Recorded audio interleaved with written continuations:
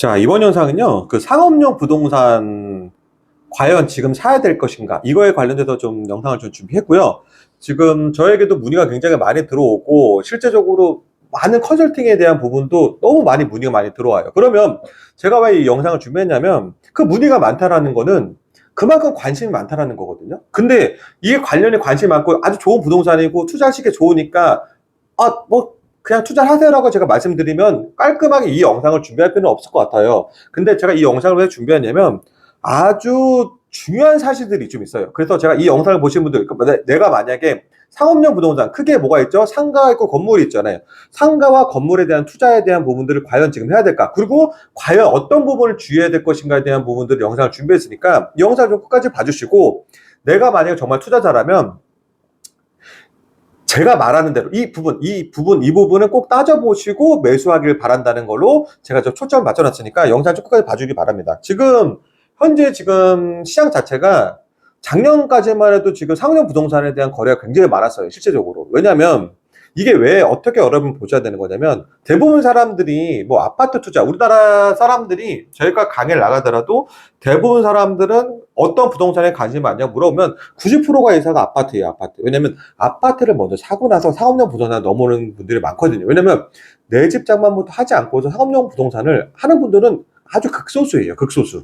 그렇기 때문에 내 집 장만을 먼저 하고 나서 이제 상업용 부동산을 보는 건데, 자, 이제 정권이 바뀌어서 아파트 가격이 급등하다 보니까 실제적으로 매도하신 분들이 좋은 가격에 매도하신 분들이 굉장히 많아요. 그럼 그분들이 매도한 목적이 있잖아요. 왜 매도의 목적이냐면 이 아파트를 팔아가지고 그냥 현금을 죽으시려고 매도한 게 아니란 말이에요. 지금 가격도 많이 올랐을 때 팔아야 되는 게 정석인 거고, 저는 실질적으로 그분들, 그러니까 다주택자분들한테는 제가 작년 말에 다 매도하라고 제가 말씀을 많이 드렸어요. 그래서 그런 분들이 지금 저한테 컨설팅을 맡겨가지고 건물 투자를 지금 하시는 분들이 건물 알아보고 계시고 있는 거예요, 지금. 근데 과연 지금 뭐 SNS 온라인에서는 상업용 건물들 건물이라든지 상가라든지 싸게 사도 사라 이런 게 너무 양산되고 있단 말이에요. 그러면 자, 건물 무조건 사도 될까요? 그렇지가 않다라는 거죠. 이 가장 중요한 포인트가 상가와 건물을 어떤 건물 사냐가 중요한 거지 무조건 사면 절대 안 된다는 거죠. 저는 이렇게 말하고 싶어요. 초보자라면 차라리 컨설팅을 맡기는 게 낫다고 좀 봐요. 왜냐면 저 같은 경우도 처음 샀던 부동산 자체가 상업용 부동산 자체가 성공을 그렇게 하지 못했었거든요. 시행착오도 있고 내가 만약에 성공했던 부동산이 있다 그러면 그거는 저 돌이켜 생각하면 운이 좋은 것 같아요. 운이 좋았던 거고 시장이 좋아서 좋은 가격에 팔 수 있던 거지, 이게 건물이라든지 상가 같은 부분이 굉장히 좀 어렵거든요. 그리고 요즘에 지금 뭐 SNS라든지 이런 부분에서 막 이렇게 좀 약간 좀 이렇게 그 뽐뿌하면서 사람들을 사게끔 만드는 사람들이 대부분 어떤 사람들이냐면 그 현업에 있는 사람들이거든요. 그러니까 물건을 팔아야 되는 사람들이거나 뭐 관련된 분양을 하는 사람들이거나 많거든요. 그리고 그걸 이용해서 강의를 한다거나 이런 사람들이 많거든요. 그러면 저 같은 경우도 지금 만약에 건물 투자에 대해 강의를 하는데, 이 건물 투자에 대해 강의를 할 때, 여러분, 건물 시장이 너무 좋으니까 건물 지금 사야 됩니다. 이렇게 제가 강의를 해야 될까요? 저는 그게 맞지 않다고 생각하는 사람들이 한 명이거든요. 아파트도 마찬가지. 아파트 보면, 뉴스를 보면 연일 아파트가 오른다. 전혀 그렇지 않아요. 여러분, 실상은 전혀 그렇지 않아요. 아파트 뉴스에 기자를 쓰는 사람들이 아파트 전문가이고 절대 그렇지 않단 말이에요. 그분들 전문가 아니에요. 제가 만약에 전문가라는 사람, 제가 전문가예요. 근데 시장 자체가 좋다라고만 얘기하면 그분들은 좋다라고 받아들일 거 아니에요. 그리고 데이터만 본단 말이에요. 데이터에서도 양과 음이 있어요. 좋은 데이터 있고 음의 데이터가 있어요. 틀린 내용은 절대 아니에요. 양의 데이터를 끌어가 좋은 내용 기사 쓰면 그거 틀린 기사는 아니지만 그 면만 볼 수밖에 없단 말이에요. 반대로 안 좋은 쪽만 봐서 기사를 써도 그 안 좋은 얘기만 써서 안 좋다고 얘기해도 그것도 틀린 말이 아니란 말이에요. 그렇기 때문에 좋은 점과 안 좋은 점이 항상 공존한단 말이에요. 그럼 여러분, 상업용 부동산에서도 좋은 점과 안 좋은 면이 공존하지 않을까요? 물론 공존하는 거예요. 그래서 상업용 부동산은 안 좋은 점 부분이 너무 크기 때문에, 너무 어렵기 때문에 정말 건물을 잘못 사거나 상가를 잘못 사면은 그냥 내 부동산이 완전히 무너지는 거죠, 그냥. 한마디로 10억 주고 샀던 게 정말 부동산 그런 말이 있잖아요. 내가 10억 주고 산 거 5억에 안 팔면 결국 떨어진 거 아니다, 이런 말 있잖아요. 그거는 절대 그렇지가 않아요. 아파트는 내가 살고 있는 곳이잖아요. 내가 거주에 만족이 들면 그래, 집값이 좀 떨어져도 상관없겠다고 살 수 있지만, 상업용 부동산은 말 그대로 내가 여기서 수익을 얻으려고 투자하는 게 주 목적이기 때문에 이 수익에 대한 부분에 떨어진다고 그러면 그냥 내 자산 가치가 떨어지는 거예요. 왜냐면 감정가라는 것도 그냥 떨어지기 때문에 그걸 어쩔 수가 없는 부분이에요. 그래서 상호명 부동산 지금 투자를 하려면 어떻게 투자해야 되는지에 대한 부분들이 굉장히 중요한데, 자, 대부분 내가 첫 번째, 이 영상에서 모든 걸 말할 수는 없지만, 오늘 영상에서 제가 이걸 말씀드리고 싶어가지고, 영상을 준비했어요. 층별, 자, 여러분들이 길거리에 돌아다니면서 상업용 부동산을 보세요. 대부분의 우리가 길거리에 돌아다니면서 보이는 부동산은 상업용 부동산이에요. 큰 길거리에서. 그리고 골목 안으로 들어가서 보는 부동산들은 대부분 주거용 부동산이란 말이에요. 그러면 내가 어느 곳을 위치를 가거나, 어느 뭐 친구들을 만나러 가거나 모임에서 갈 때 그 보이는 곳들은 대부분 상업용 부동산이거든요. 그 상업용 부동산에 자, 1층을 보는 건 당연한 거죠. 1층은 어떤 업종이 들어와 있는지를 대부분 잘 보여요. 그리고 내가 만약에 예를 들면 가로수길 갔어요. 가로수길 갔는데 가로수길은 공실률이 거의 40%가 넘었단 말이에요. 하나 건너 하나가 거의 공실이에요. 하나 건너 하나 공실인데 그건 내가 눈에 너무 잘 보이죠. 그래서 가로수길 공실인 건 누가 모르겠습니까? 근데 중요한 건 그게 아니에요. 자, 1층은 어느 정도 채울 수 있단 말이에요. 중요한 건 2층, 3층, 4층. 여기가 굉장히 위험성이 크다라는 거죠. 그러면 내가 길거리에 돌아다니면서 2층, 3층, 4층에 대한 공실을 알아봐야 되거든요. 현수막 붙어 있는 데가 얼마나 많은지 보고 그 지역의 공실을 쭉 파악할 수가 있다는 거죠. 자, 그럼 여러분께서 내가 만약에 건물 투자 하시는 분들이에요. 건물 투자를 하시는 분들인데 내가 건물 투자를 할 때 어느 지역을 봐야 될지에 대한 거를 대충 선호한 지역이 있을 거란 말이에요. 그러면 내가 선호한 지역이 만약에 예를 들면 강남의 노련동, 아니면 강남의 신사동, 아니면 강남의 역삼동, 예를 들어서 이런 데가 있어요. 아니면 뭐 홍대 서교동, 홍대의 동교동, 아니면 뭐 연남동, 아니면 성수동, 이런 게 있을 거 아니에요. 아니면 수유동, 미아동, 많을 거 뭐 이런 데 있잖아요. 그러면 본인이 본인이 투자하고자 찍어놓은 데를 가보시는 거예요. 가보시는데, 물론 많이 임장 갈 거 아니에요. 가보시는데, 대부분 사람들은 쭉쭉 다니면서 1층만 보게 돼요. 왜냐면 사람 시각 위층까지 많이 안 다다르거든요. 의외로 사람들이 멀리서 볼 것 같죠. 막 멀리서 막 다 다양하게 볼 거. 절대 그렇지 않아요.